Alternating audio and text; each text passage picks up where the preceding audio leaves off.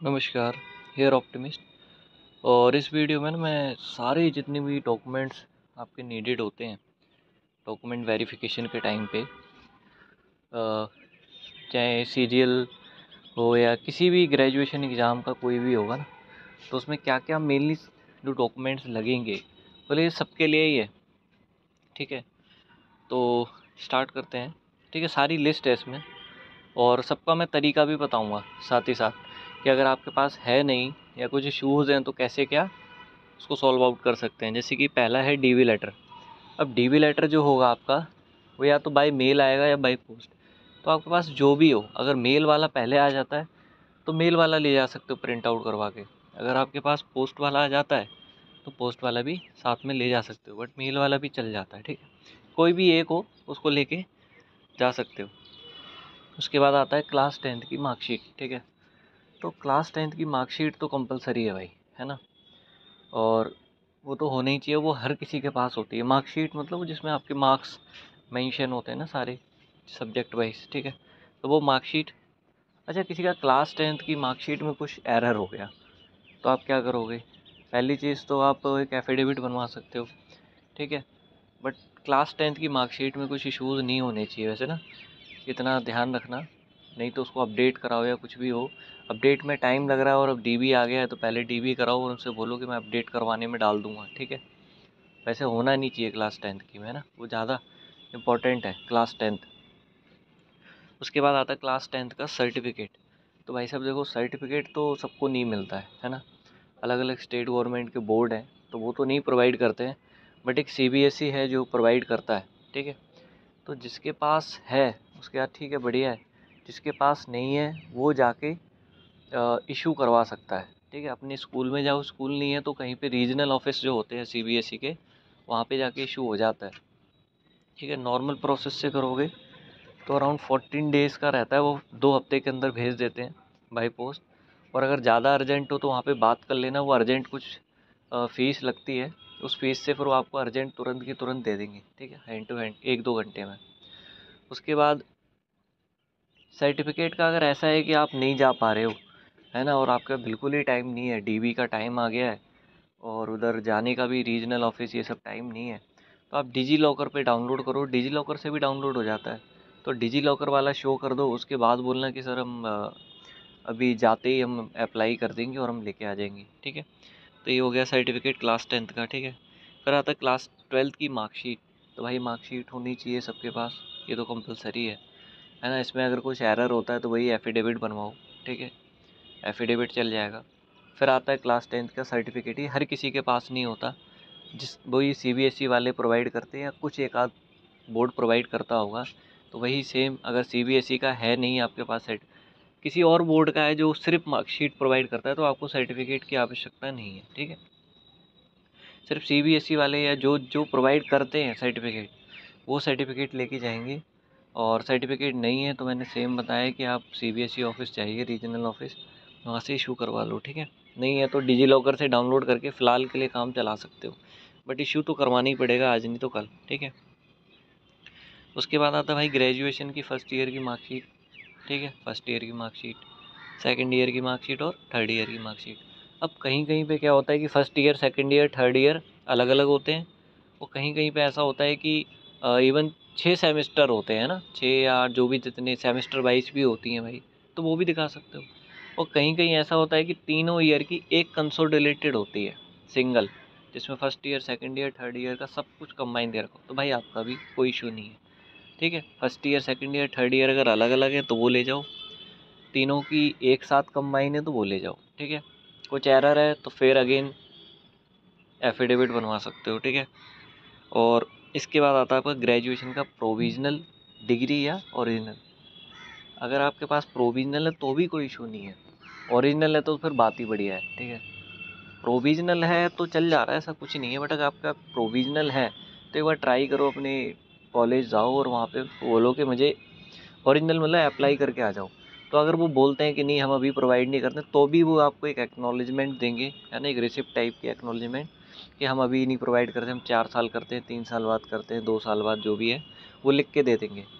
और अगर आप अगर आप अप्लाई कर भी रहे हो तो भी एक एक्नॉलेजमेंट दे देंगे हाँ कि आपने अप्लाई कर दिया, तो वो साथ में डीबी के टाइम पे ले जा सकते हो। प्रोविजनल एक्सेप्टेड है ऐसा नहीं है, बट स्टिल आपके पास ऐसा रिसिप्ट टाइप की होनी चाहिए, आप दिखा सकते हो कि मैंने अप्लाई किया हुआ है ना, या अभी मैं अप्लाई नहीं कर सकता हूँ या कुछ भी, ठीक है, जिसके पास ओरिजिनल नहीं है।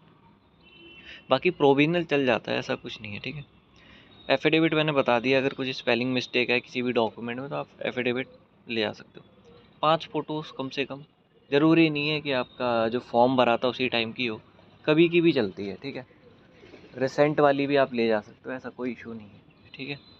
उसके बाद आपका Aadhaar card, PAN card, voter ID, है ना, या ड्राइविंग लाइसेंस। तो आधार और पैन तो एक ऐसी चीज़ है जो सबके पास होनी चाहिए, ठीक है। किसी के पास अगर पैन कार्ड नहीं है तो भाई अप्लाई कर दो, ठीक है। आधार कार्ड नहीं है तो वो अप्लाई कर दो, आधार कार्ड तो मैंडेटरी सबके पास ही होगा।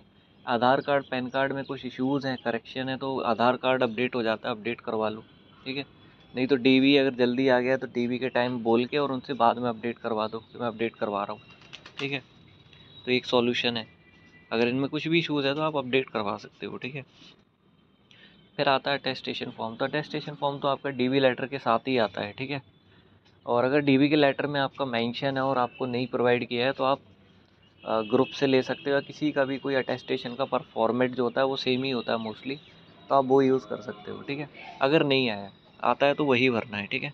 अटेस्टेशन फॉर्म की मैंने वीडियो डाल रखी है, आप अच्छे से देख सकते हो, उसमें बड़ा डिटेल में मैंने बता रखा है कैसे भरना है। फिर आता है कैरेक्टर सर्टिफिकेट, ठीक है। कैरेक्टर का भी मैंने आपको एक फॉर्मेट दिया जाएगा, वो साइन करवा सकते हो, कैसे भरना है कैसे करवाना है वो भी मैंने वीडियो डाल रखी है, देख सकते हो। आइडेंटिटी का भी वीडियो है, ठीक है।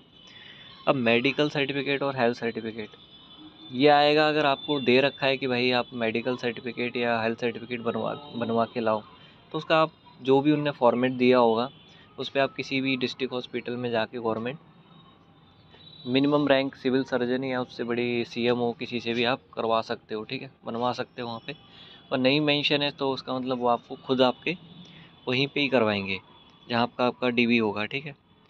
और बाकी एनओसी रिलीविंग लेटर, भाई जो ऑलरेडी ज्वाइन कर रखे हैं पहले से जॉब कर रहे हैं तो आपको एनओसी और रिलीविंग, अगर आपने रिजाइन मार दिया तो आप रिलीविंग लेटर लेके जाओगे, और आप जॉब कर रहे हो है ना, उस टाइम पे आपने रिजाइन नहीं मारा है तो एनओसी अगर वो प्रोवाइड कर रहे हैं आपके जॉब वाले तो आप लेके जाओ, अगर नहीं प्रोवाइड कर रहे हैं तो आप डीवी देने जाओ, बताना, और जैसे ही डीवी वो हो जाता है और आपको ज्वाइन करना है जो जॉब जा रहे हो आप करने, तो आप पुरानी वाली जो थी उसको डायरेक्ट रिजाइन मार सकते हो डायरेक्ट, ठीक है। टेक्निकल वाले टेक्निकल एनओसी ले जाएं, फिर बाद में टेक्निकल का उनका वो रहता है जो भी वो कर सकते हैं, ठीक है। इसके बाद आता है आपका कास्ट सर्टिफिकेट। तो भाई एससी एसटी ईडब्ल्यूएस ओबीसी और पीडब्ल्यूडी। देखो एससी सर्टिफिकेट तो कभी का भी चलता है, मैंने बताया है कि कभी का भी हो, एससी एसटी सर्टिफिकेट हमेशा का चलता है, आपके पास होना चाहिए। बट मैं एक वो बोलना चाहूँगा कि अगर आपके पास पुराना है जो भी है तो एक रिसेंट वन वाला सेंट्रल फॉर्मेट का ज़रूर बनवा लो, ठीक है। भले ही आपके पास है भी पुराना, बट एक रिसेंट वाला ज़रूर बनाओ, एससी और एसटी वाले, ठीक है, सेंट्रल फॉर्मेट का। अब ईडब्ल्यूएस का ऐसा है, देखो वैलिड ईयर फाइनेंशियल ईयर ही मोस्टली चेक करते हैं, बट आपके पास पुराना है जो भी है तो नया अगर बन सकता है तो नया एक ज़रूर बनवाओ।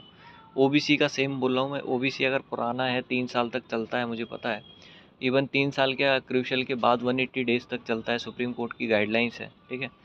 बट स्टिल हो सके तो एक नया वाला रिसेंट वाला ज़रूर बनवा लो, ये काफ़ी मतलब ये जो रिसेंट वाला बनवाओगे ना ये सबकी सेफ्टी के लिए है, ठीक है। पीडब्ल्यूडी वाले अपना सर्टिफिकेट, यूडीआईडी वाला भी चल जा रहा है, कोई इशू नहीं है, ठीक है। और बाकी ईएसएम जो भी होंगे आपके पास, एक डिस्चार्ज बुक होगी आपकी, है ना, बाकी उसके रिलेटेड जो भी और भी डॉक्यूमेंट्स आपको मिलते हैं आप वो सब लेके जाओगे, है ना।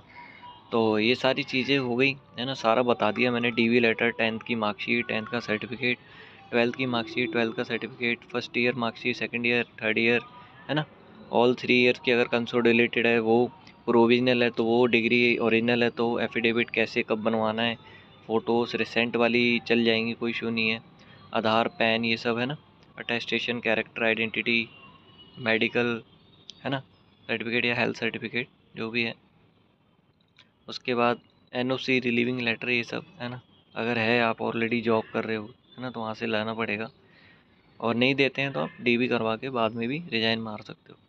उसके बाद कास्ट सर्टिफिकेट ये सब, ठीक है।